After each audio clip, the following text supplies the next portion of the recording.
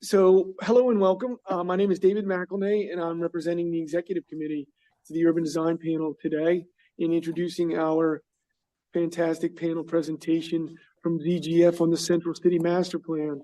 The Urban Design Panel is sponsored jointly by the American Institute of Architects, the American Planning Association, and the American Society of Landscape Architects, and is composed of professionals from those three organizations with a shared interest in urban design. We're joined today by Heather Wilson, Executive Vice President and CEO of the AIA Oregon, and is actually driving the boat for our Zoom presentation today. The AIA has previously hosted this event at the Center for Architecture. They've moved quite a while ago, obviously, and generously offer this monthly Zoom meeting hosting until further notice. So in addition to a monthly email announcement, our panel presentations can be found on the AIA Oregon events calendar, as well as the AIA's weekly Thursdays at 3 newsletter. I encourage taking a look. Participation in any of these events makes you a panel member through registering via the button at the AIA website or through the email.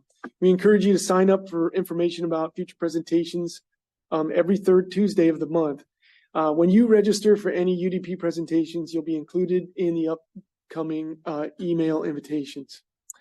We also encourage you to send any interesting future panel presentation ideas to Kathy Wendland at AIA Oregon. Her email, Heather, if you would be so kind, kwendland at aiaoregon.org will be in the chat. So these presentations are recorded as a Vimeo file. So please accept that and announcement as it comes up, and they will be moved eventually into an archive, which can be found at a link into the AIA's website, also hosted by AIA Oregon. Once we get that Vimeo downloaded. So this presentation today will be approximately 30 to 40 minutes, and we'll follow it by our typical Q&A session. For that Q&A, please put your questions and or comments in the Zoom chat box while the presentation is going on. Also, feel free to raise your hand virtually at the end, and we can call on you. Today, Fiona Lyon from our executive committee will be managing that sort of chat questions curation and looking for raised hands following the presentation. So you can also send follow-up questions directly to today's presenters, should they be willing to take them via their email addresses. And as long as they drop it in the chat box, you'll have a contact.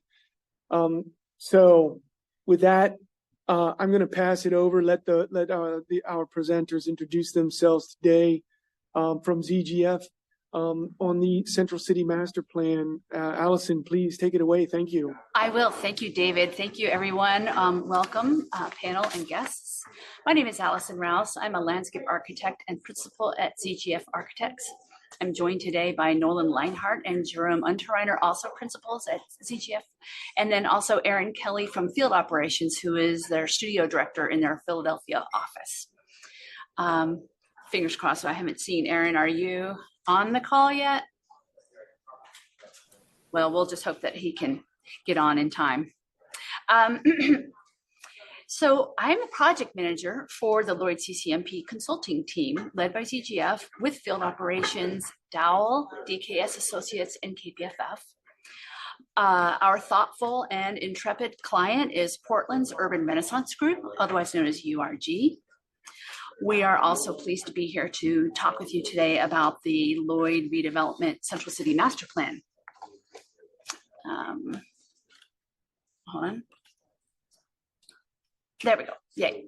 The vision for the Lloyd redevelopment is to create an energized, welcoming, and inclusive neighborhood that inspires diverse communities to connect, gather, and do business.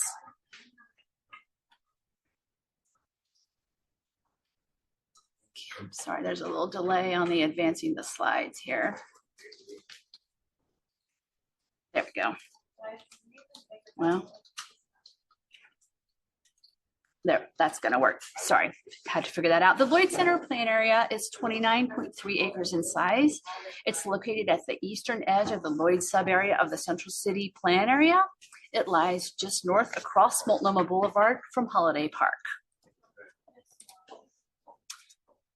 The plan area is south of the Irvington neighborhood, west of the Sullivan's Gulch neighborhood, north of Kearns across I-84, and just very, very near and contiguous to the lower Albina neighborhood.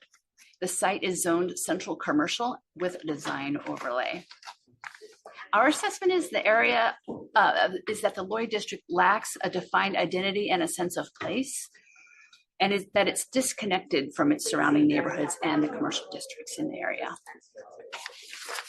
The plan area is very well connected with multimodal transportation system, however. It's served by several major surface roads, travel routes for vehicles, Max Light Rail, the Portland streetcar a few blocks away, several bus lines, and a high quality facilities for people who walk or bike. I had a list of these things, but you can see them on the slide, and in an interest of time, I'm gonna move forward without describing those in detail.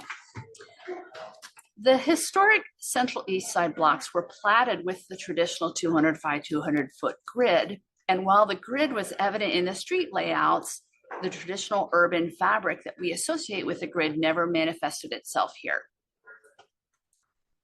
The form and character of the Lloyd District began to evolve dramatically as they were impacted by major public infrastructure projects and major urban renewal projects, including Interstates 5 and 84, the Veterans Memorial Coliseum, the Lloyd Shopping Center itself, and the Moda and Convention Centers. And all of these are region-serving facilities, with the result that super blocks now dominate the eastern end of the plan of the sub-area. The Lloyd Shopping Center was built in 1960 as the largest open-air shopping mall in the nation. It was one of the first of its kind, and it defined the regional shopping center as a distinct type. It was designed to offer all of the attractions and amenities of downtown plus parking all in one location. The Lloyd Center was an aspirational place, featuring retail that engaged the outdoors with a unified aesthetic experience and high quality materials and public art. There were events. The project had social aspirations as well. When it opened, there was a social cohesion that took root and still thrives there, beginning with events that happened on the outside and then moving progressively into the interior of the mall as the renovations took place. But none of the physical identity remains now after all those renovations, and yet the social and the cultural identity is still there. So where did we start? We wanted to reverse the inward facing layout throughout the site and perforate the wall of parking. And we wanted to reintroduce street connections to re-engage the plan area with its neighbors and with Holiday Park. And we considered 3 different concepts for the site. The priorities that we considered for these concepts were a continuous and varied public realm, reconnection of the street grid, but with limited through traffic, a presence on and activation of Holiday Park, and a range of block sizes. And all 3 of the options that you see here have these 3 characteristics in common. Where the concepts differ is in the scale of the street network and in the expression of the open space journey. Concept A features the fewest vehicular connections, and concept C the most. Concept A features most of the open spaces consolidated and centralized, where concept C disperses smaller spaces throughout, with the connections among them interrupted by the rights of way. And we landed in the middle. The project team felt that concept B offered a balance between the 200-foot grid and the opportunity for contiguous open spaces. It preserves the ability for larger blocks and a range of parcel sizes. The range of open space sizes allows the opportunity for variety and a variety of characters and uses. And the street layout encourages multiple activation zones within the plan area. Here's what we've heard so far as we've been working on this. At DAR number 1, the commission commented that larger than typical blocks were shown that we are showing add variety to the site and will allow flexibility. The relationship of buildings to the open spaces will be critical. The proposal should support active development that will directly engage Holiday Park. An ice rink is an appropriate nod toward the past and a good activator of open spaces. And it's important to determine where active uses will go and which types of public space they face so that they're compatible. DAR number 2, I want to back up 1 second and say that we focused on DAR number 1 on the horizontal network and getting our connections right and our horizontal networks correct. And then at DAR number 2, we came back with refinements and with discussions of kind of verticality at that point. DAR number 2, they commented that a Wiener style design for the Clackamas connection, which you'll see more about in just a minute, should work with the adjacent open space. The perimeter streets should be made as pedestrian friendly as possible. Active ground floor uses should face the perimeter of the plan area and not just the interior open spaces. It's important to think beyond the perimeter of the plan area on all sides, and that they have no issue with the maximum envelope heights of 225 feet, which you'll see more about in just a minute. But we need to make sure to ensure that there's sufficient light and air that can reach the ground plane. Our client, URG, has conducted quite a bit of community engagement.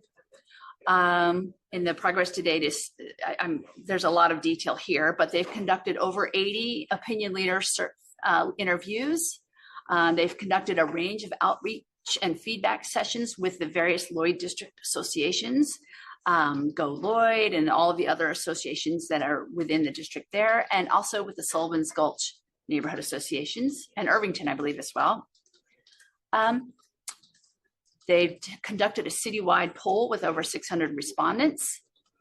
And the key findings are that Portlanders are ready to embrace bold change at the Lloyd Center. The community's hopes are consistent with the development team's themes for the future, and that there will be support for taking the property in an entirely new direction. I'm going to pass to Nolan now to take you through the evolution of the framework from that concept diagram that we just looked at. Nolan? Thanks, Allison. So apologies that we have a lot of slides today. We realize we're presenting to a sophisticated audience, and so we aired toward more rather than less, but we'll have time to discuss some of these things in the Q&A. So this is the framework that we landed on, and there's really 3 major elements of it. One, creating a variety of connections, and that's both vehicular connections, pedestrian and bike connections. And those connections really connect and weave together a dynamic system of open space connections, which Aaron will talk with you about. And then 3, the Lloyd District Urban Design Guidelines really recognize that in the Lloyd District there are these large blocks, and the largest is this Lloyd Center block. And so as we thought about breaking it down, we wanted to both increase the permeability of this site, but also take advantage of the ability to create blocks that are of different sizes, both because, for the interest that that creates, but also because of the ways that it might accommodate different kinds of program. Next. Won't spend too much time on this, but just one of the interesting challenges was that there's very few local streets that approach this site. Really none from the east edge, none from the west edge, just 11th and 13th from the south, and then just 10th and 14th from the north. Next. Similarly, the existing bike facilities are a fairly robust major city bikeway along Multnomah, bike lanes on 16th to 15th, and then traditional bike lanes that approach the site from the south on Northeast 11th. Next. So as a result, it was fairly clear where we needed to make connections in terms of full service right-of-ways from the south and north on the site at 10th and 14th from the north, and then 11th and 13th from the south. Then we connected those in the middle and really felt that this was a way to give most buildings in the site a front door while also creating a pedestrian priority through most of the rest of the site. Next. So in addition, we've also proposed bike facilities that would connect the existing 11th Street bike lanes that come to the site from the south to proposed protected bike lanes that are anticipated to arrive on 14th from the north.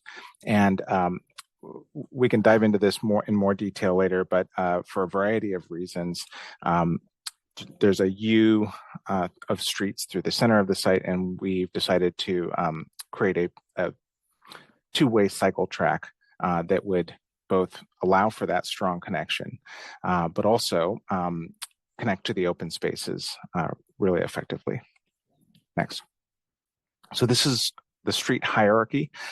We have, I think, 5 different street types that we'll walk through, but you'll see that there's sort of the primary, which we call the goalpost. There's some supportive secondary streets, and then there's streets that are really internal access ways, so supporting that open space. Next. So these are the primary open streets connecting that public network at 11th, 13th, 10th, and 14th. Next.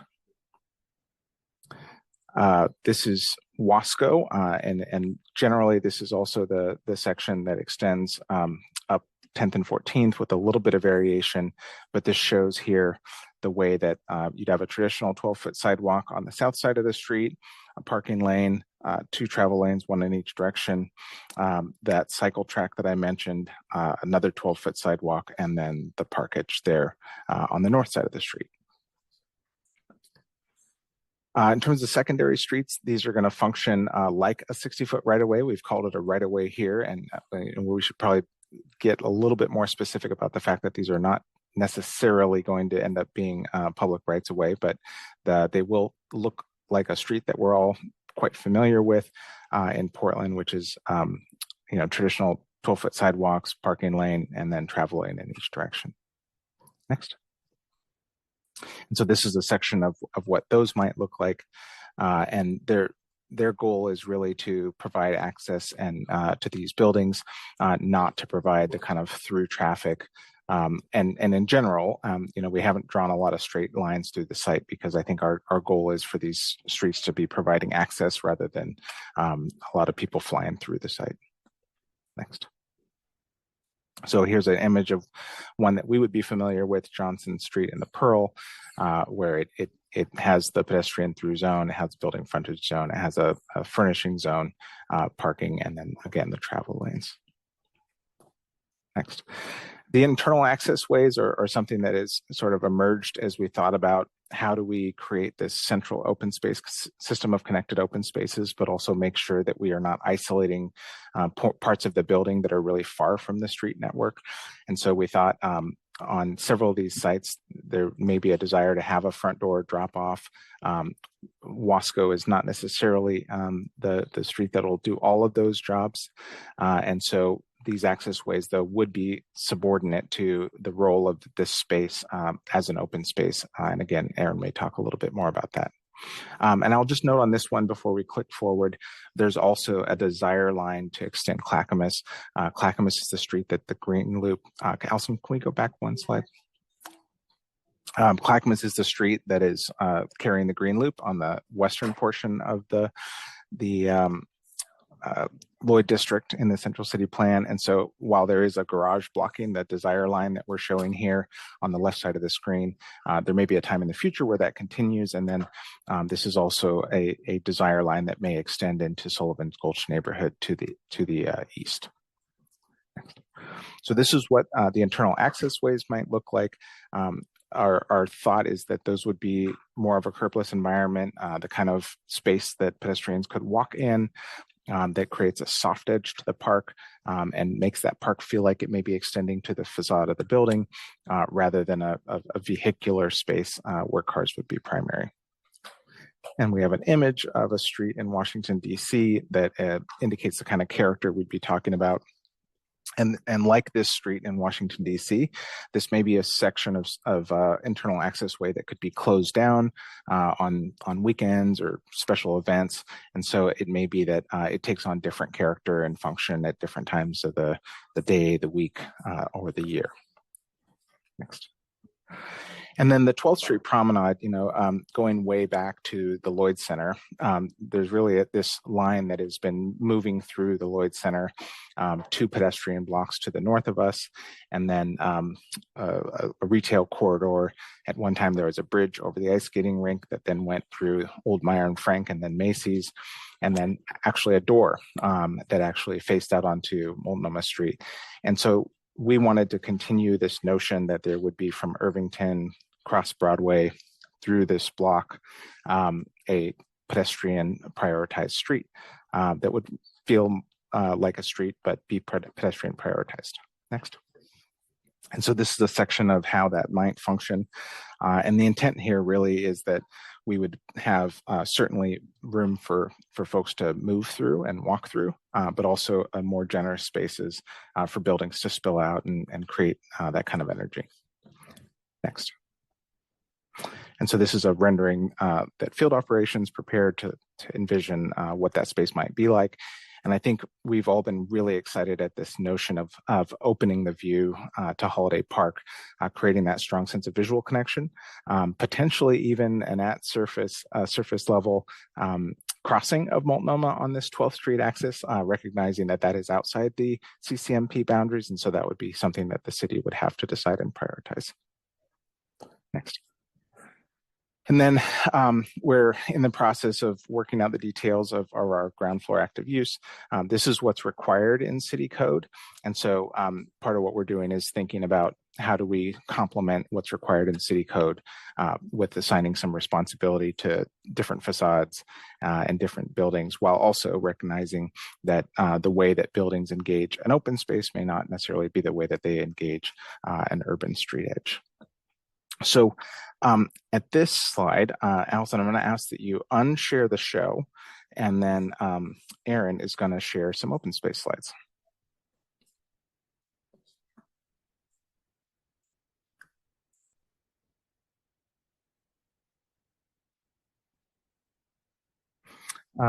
You're on mute, but I'm sure you're saying that you need share screen privileges. No? Okay.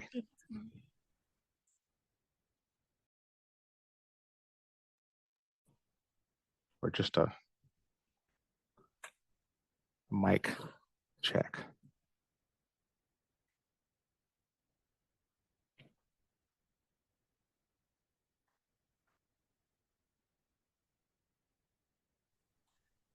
Okay, good afternoon, everybody. Can you all hear me? Yes. Good. Yes. Thanks. Okay. And can we see the screen now as well? Yes. Okay. Thank you all for your interest in this project and your expertise. It's lovely to see so many folks here in the digital room with us. And I apologize for the lag in getting the screen up and running here. But I'd just like to read and share with you quickly our vision for this from an open space perspective. So this project presents a unique opportunity in the city of Portland to develop a connected system of open spaces at scale, right? So we foresee a network of interlaced plazas and gardens meandering through the planned area, fostering movement, exchange, and variety through the core of this district. So these are all things that make a great urban place, right? And one of the unique things that we've discovered in this project by virtue of its scale is that the public space, the open space, can sort of give the district a backbone. It can be the skeleton for the project. So as Allison has walked us through some of the sort of historic inspiration, our interpretation of the site, and the opportunities that are sprung from that, and Nolan has given us a very thoughtful sort of walkthrough of how we connect out to the neighborhoods. Here, we're also spelling an opportunity to create a huge variety of open spaces and public spaces through the future. And we're doing that by looking at different scales. We're doing that by making sure that these spaces are connected to each other. and that they're also reaching out into the neighborhoods and into the adjacent park spaces. So the same diagram, but shown in a slightly different way.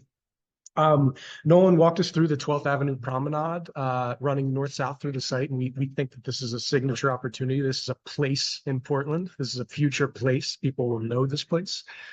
And we have projects that we've looked at that are similar in scale and program, that are sort of listed underneath, just to give people a sense of the feeling of these different spaces. So for instance, that 12th Avenue Promenade on the left-hand side could be like the up-and-coming Boston Seaport project. A project that some folks might know on the East Coast, Teardrop Park in Manhattan, could be like one of the parks that you see on the left.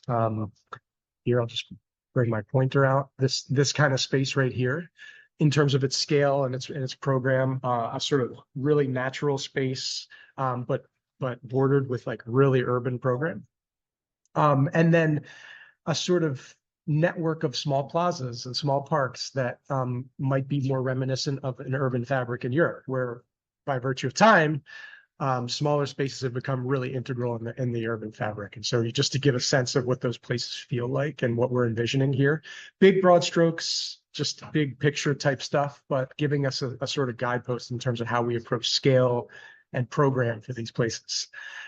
I'm going to quickly blast through these slides because Nolan already talked about them, but the 12th Avenue corridor is not just limited to the bounds of our site. There are opportunities there, but we also see a major urban opportunity where the urban fabric is sort of shifting in Portland from a residential fabric to a more historic industrial fabric. So you can see this red line here is that straight line that runs right through our site, and we can remove a couple boundaries there and create a really compelling sort of visual corridor, pedestrian corridor that connects north to south and really does some bigger work for the city.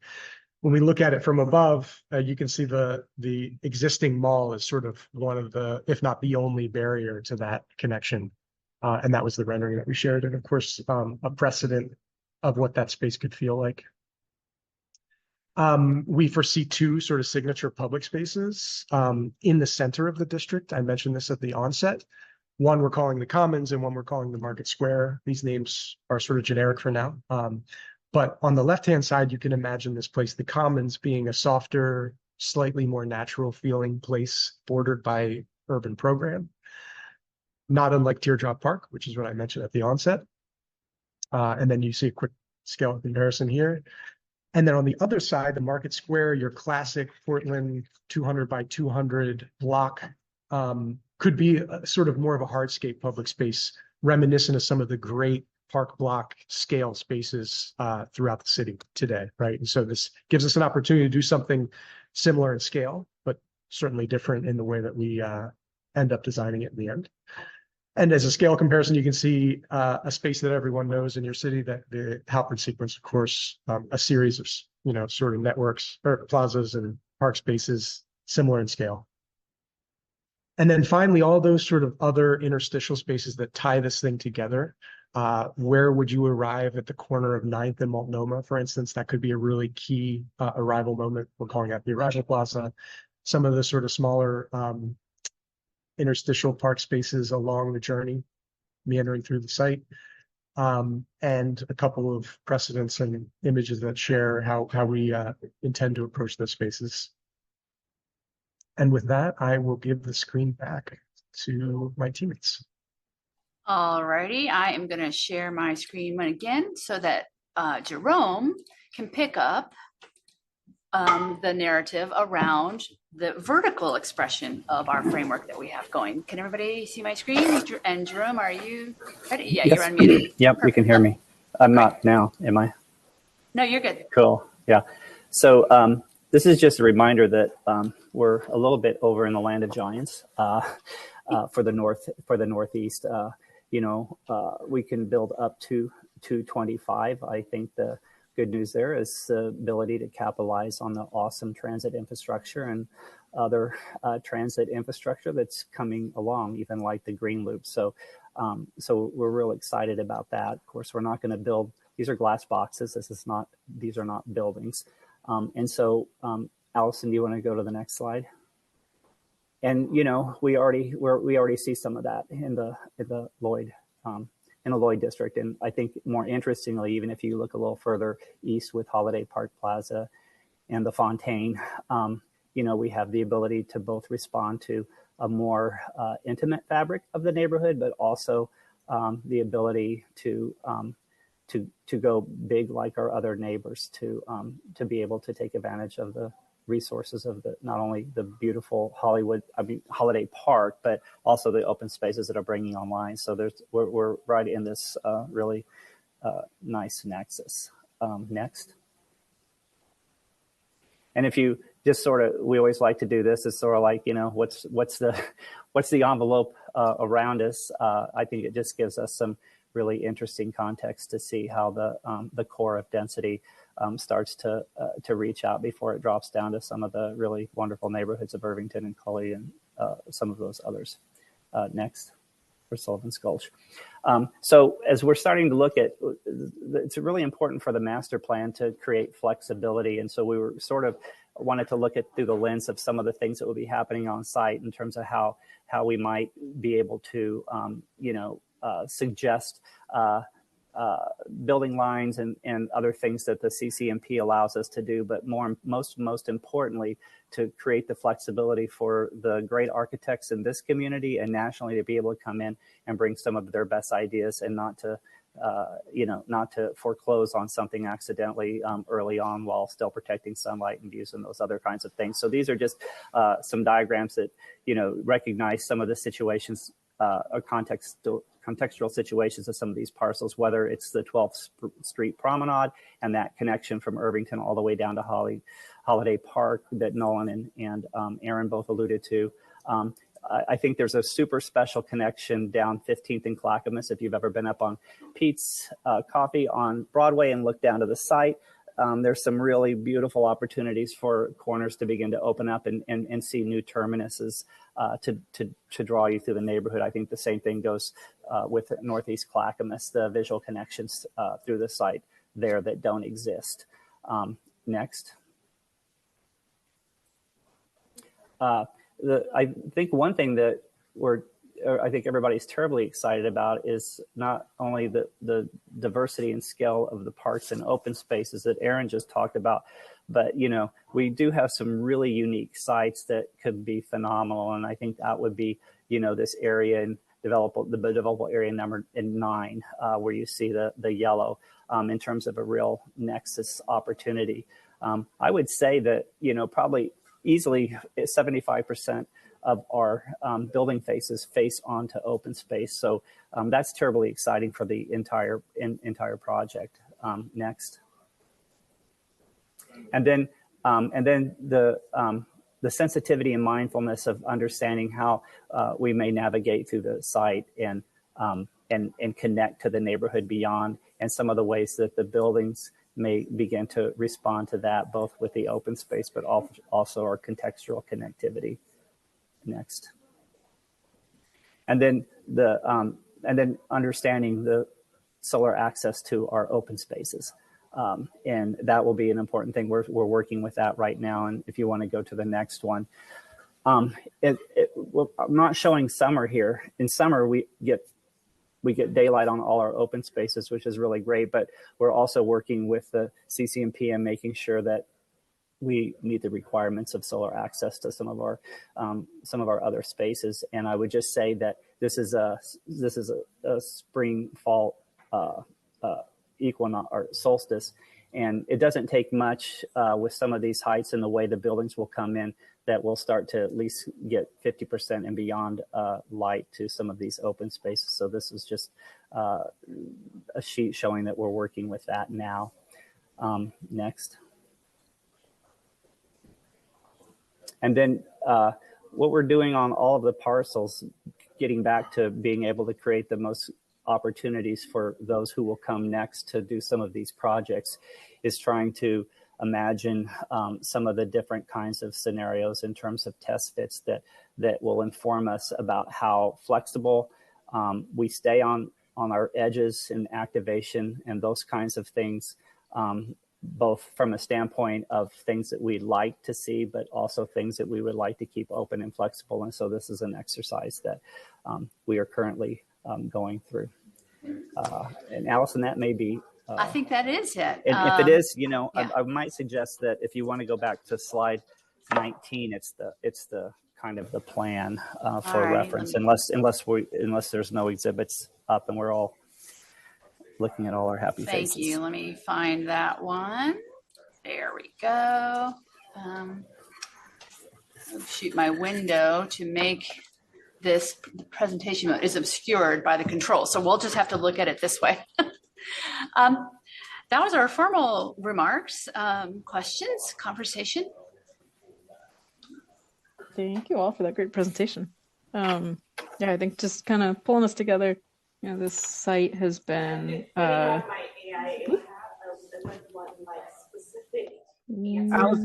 is that you?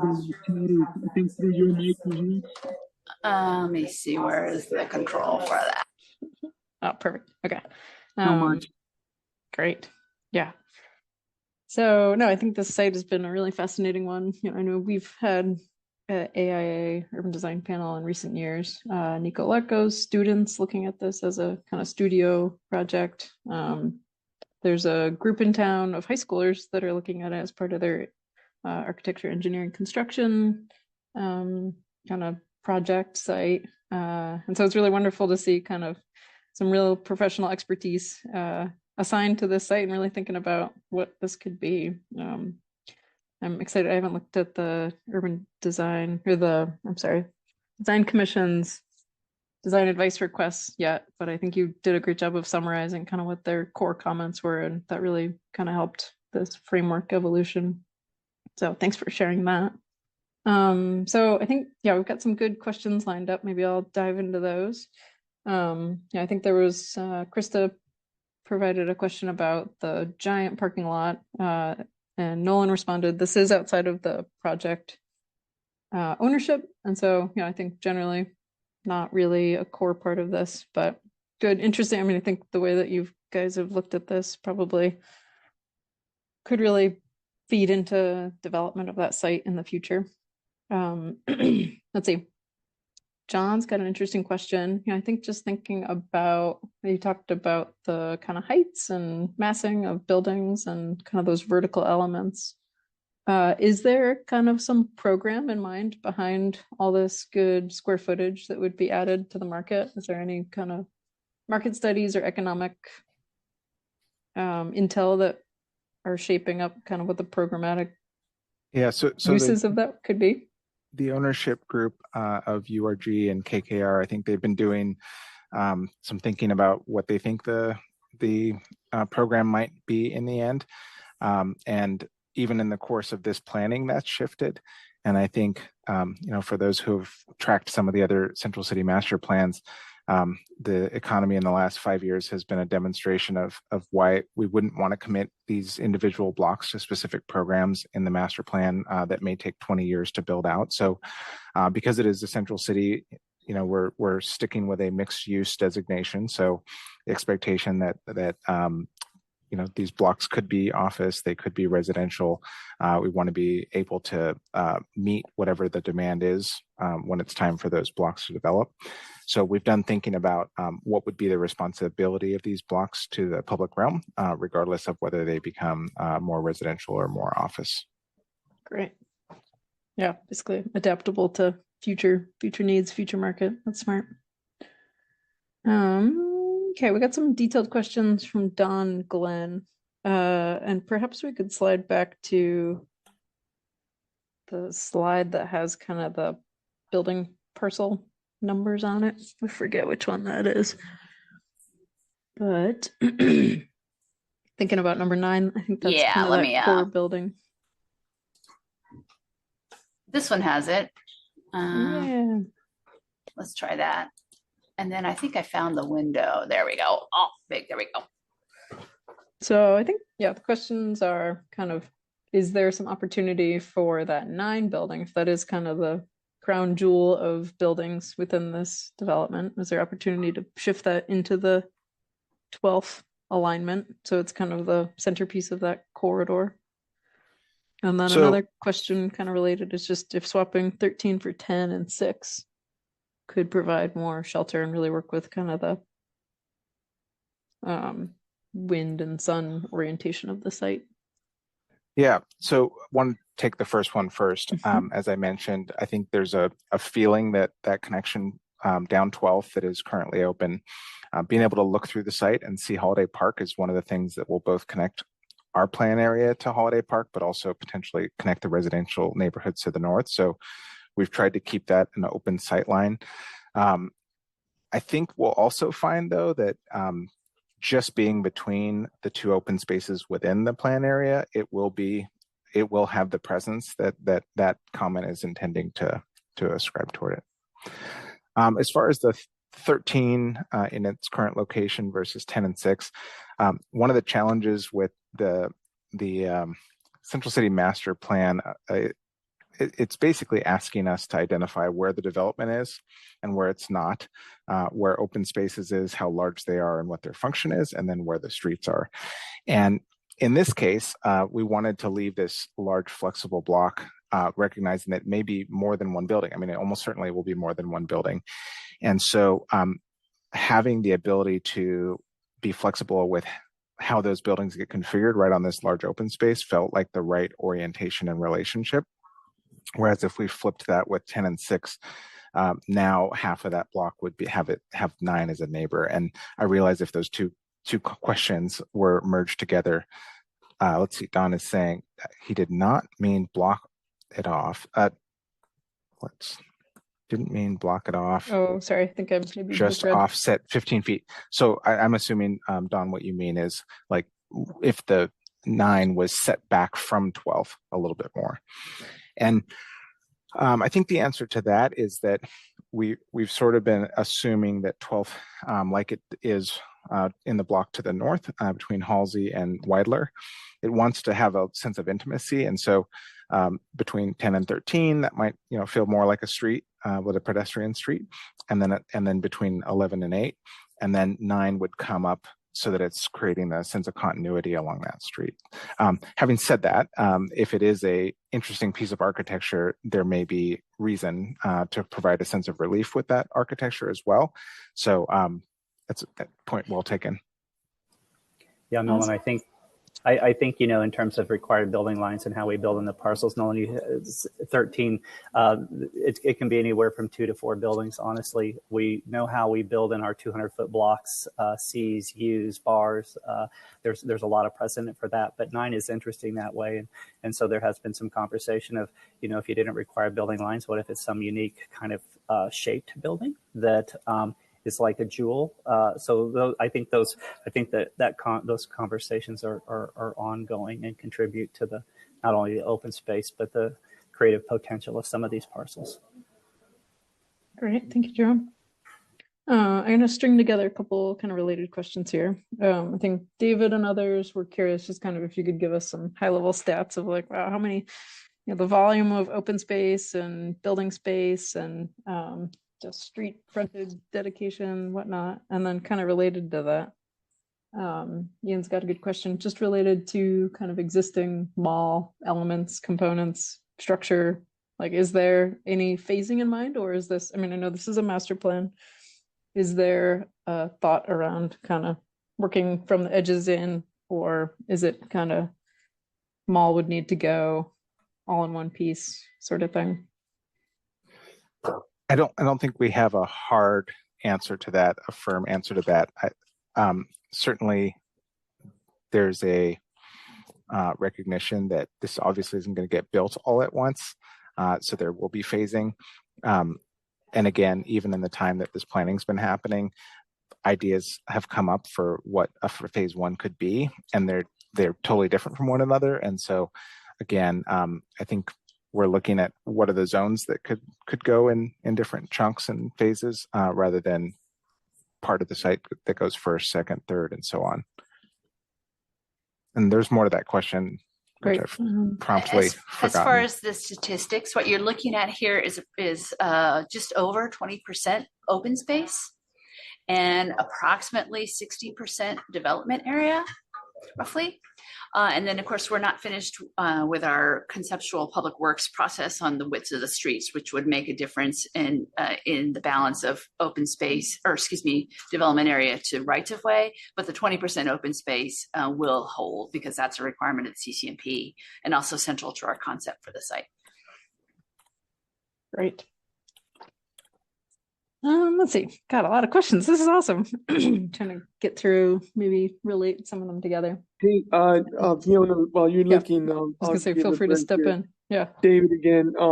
So some by extension, talking about the 20% open space, 60% developable land. A couple other quick questions that are about the land and its surroundings, and obviously all of us are trying to understand the ownership component. But the theater and the large parking lot popped up between the theater and the parkway. That's just a big empty parking lot. So is that set aside under different ownership and not really being able to be brought into the master planning? Yes, at some time in the past, the theater and its parking lot were separated into different ownership. And many of you will remember there was a development proposal for the parking lot by other owners. So that is still under other ownership and not under the control of the folks who are leading this Central City Master Plan. And then just another, I guess I'll keep it simple. There's a million questions about ownership, but the larger area around the Lloyd, it's been described to me, there's like single ownership of a great deal of the sort of land around the Lloyd and to the west towards Martin Luther King.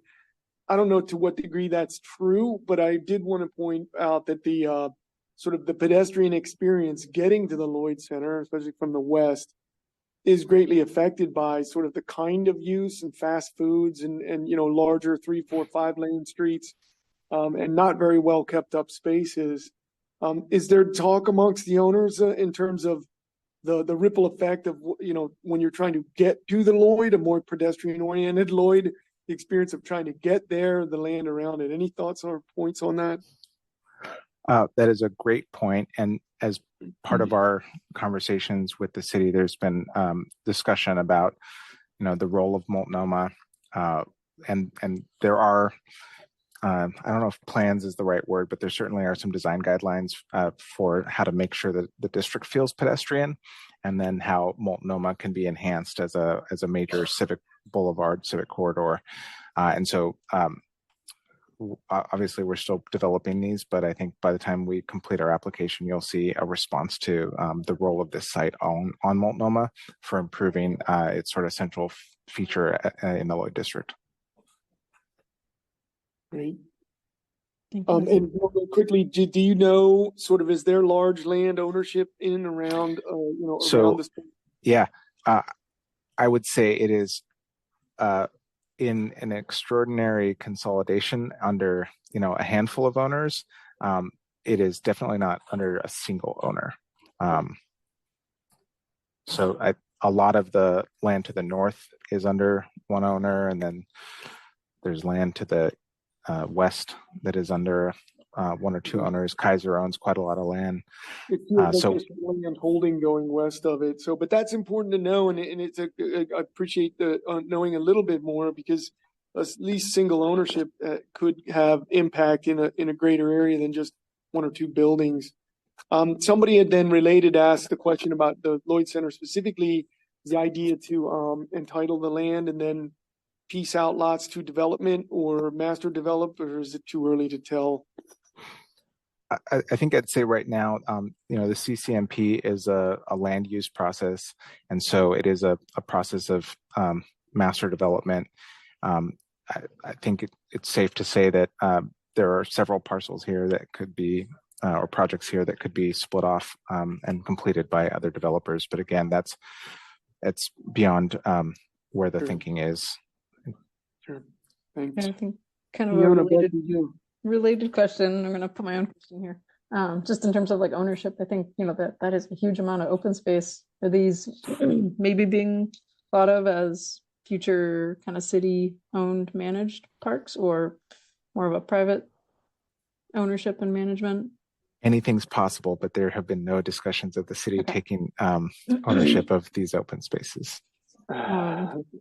Maybe one other question. I'm just going to sneak in and then I'll get back to our queue is just, I think we've talked a lot, the urban design panel, about the CFAC parking code changes statewide. And just looking at this site, I think one of the huge opportunities of a single owner at this point is doing like a shared parking district.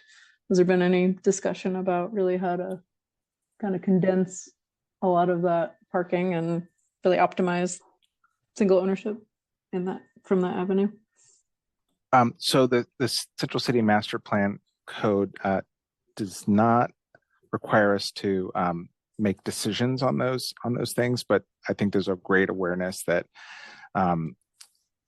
the fact that this is all being developed and planned at this time provides opportunities to have buildings be shared between uses and between, parking be shared between uses and between buildings. So yeah, absolutely that is acknowledged as an opportunity on a site this large. Cool. Let's see, we've got a question from Steve. Any thought about the impact of a subway line replacing Max, a desire of the developer for a station here? Wow, that is a big idea that has not come into the conversation, but would be totally exciting. Right on.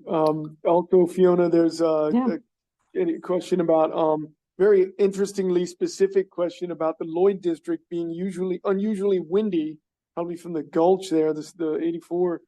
Have there been studies looking at wind and wind gusts?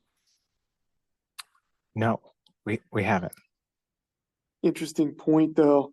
Another really specific point was, although giant and nebulous subject is the I-5, any kind of addressing of the I-5 project is way out, but is that even considered in terms of the discussion of redevelopment of the Lloyd District? The Rose Court interchange and that I-5 project? It's listed as the impact of the I-5 bottleneck at Broadway. Will that be resolved before construction or after? That would be relative to the Rose Quarter project. I know it's a question for ODOT. Yeah, you're tuned into all of that, Nolan. So yeah, it is a question for ODOT. But I mean, it's a good point. Is it if we can tame that Rose Quarter and I-5 and deck some of those things, it's only going to improve urban redevelopment to the east of it, right? Yeah. There's another kind of interesting question about the 16th S-curve and just how that relates to how you guys are thinking about the site. Does that complicate your planning? Kind of how street connections plug into that shape? Yeah, since mostly they don't, right? We're showing a green arrow here. There is currently an existing crosswalk that is actually more on the southern of those two curves. And so we've sort of presented that to the city as a desire line, and recognizing again, it's outside the boundary of the Central City Master Plan. We don't have control about where that crossing occurs. And Clackamas is a natural desire line for it to cross. But that would have to be the city reorienting that. Right. Actually, this is a great slide to bring up. I'm curious just the thinking about kind of how this plugs into Holiday Park. I think there's a pretty strong like pedestrian pathway today. How would you guys maybe think about how the kind of strong 12th corridor feeds into that park, whether it's access across Multnomah, kind of mid-park or not? So I hate to sound like a broken record about the things that are outside our control in the Central City Master Plan. What I will say, though, is that Parks Department is part of the technical advisory committee we've been meeting with. They're really excited about the opportunity for stronger visual and physical connections. That would be a project that they would have to undertake, but I think they recognize the potential to improve access within their park as well. Right.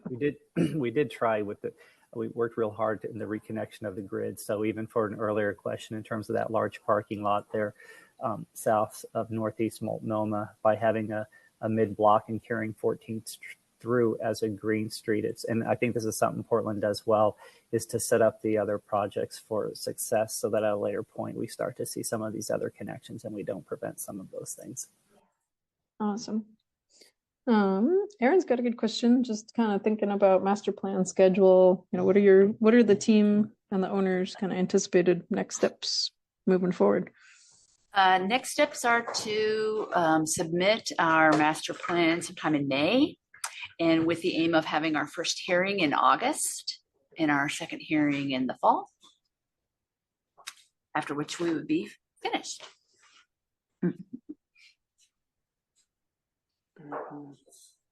Okay.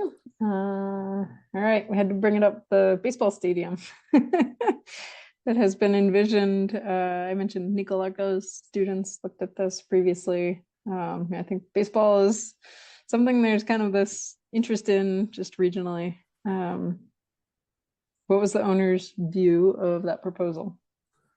I don't want to speak for the owner on issues that are external to the CCMP, but I do believe they put a statement out in the public, so you might be able to Google it and answer that question. And some of us did go to the Nico Larco studio, so a shout out to the students. There was some very thoughtful work, and it was a really awesome day. So they did a nice job. Okay. And hey Fiona, can I jump in and say Yeah. So because I posted it, I'll ask it. Nolan, can your team comment on the single block buildings design? Is that driven by development code or is it a real estate strategy? So I'm so glad you brought this up. Again, one of the challenges is that we're trying not to show too much detail about what building design is, but we do need to show where buildings can be built and where they can't. And so the white squares with black lines here are development areas, not building footprints. Any of these could have multiple buildings in them. They could have a single building in them. The large block that has a 3 on it could have 3 buildings on it. So this is not being shown as an intent that there is only one building on all of these black outlines. And there will be more detail about that in the land use application, CCMP application. Nolan, I would add that as Aaron was saying earlier, the variety of the scale of the open spaces across the site for us creates a lot of flexibility on places that you can start to also inform a there. So it's not one big swoop that looks half finished all the way across, but it gives a lot of opportunities to tip in certain kinds of combinations, whether it's a single block or multi-block development. That's great. There were a bunch of different questions sort of leading to that. So that's appreciated. That helps a lot.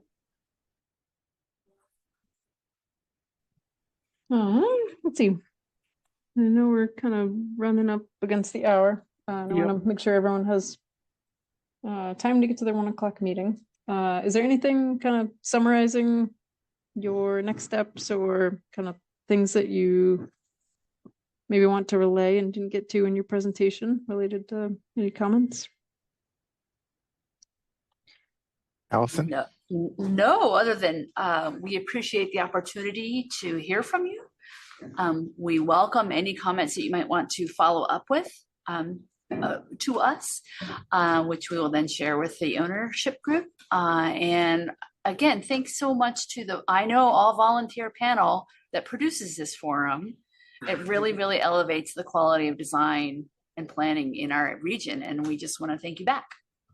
Well, we really appreciate it. I'm going to say on the behalf of our executive committee, the 6 of us, we appreciate your thought, Allison and ZGF, everybody. What a great presentation today. We know it's mostly professionals here and we understand it's a big sprawling project, but it really feels great. Most of the points that you're bringing to the table, we will follow it. You're always welcome to come back to the urban design panel when needed as you're making your way towards land use approval. We had 124 participants in today's panel, which I think is a new record because I've been here about 5 years or so, which is very exciting. So you get a lot of eyeballs, and I'm sure people, if you dropped your emails in, please do, so that if people can chase you down. AIA staff can help you. Anybody who wants to check out the archives there on the AIA website, it should be easy to find if you navigate it. Nolan, Allison, everybody at ZGF, it is coming up on 1 o'clock. So as Fiona said, if you have any other points to make, otherwise we're going to sign off for today. Everybody look forward to our next presentation coming up in March. We've got a backlog of interesting subjects coming up as well. I don't know, Fiona, can you remind me which one that is? Yeah, we're still working out the final details. Okay. But I would also just share, please always, we're looking for good topics to bring to the urban design panel. So please email us if there's something that you're really interested in. We will pursue that. And thank you to the team today for sharing your work. Really appreciate it. Thanks very much. Thanks for inviting us. Okay. Thank you, everyone. Bye, everybody. Have a great afternoon. Bye, everyone.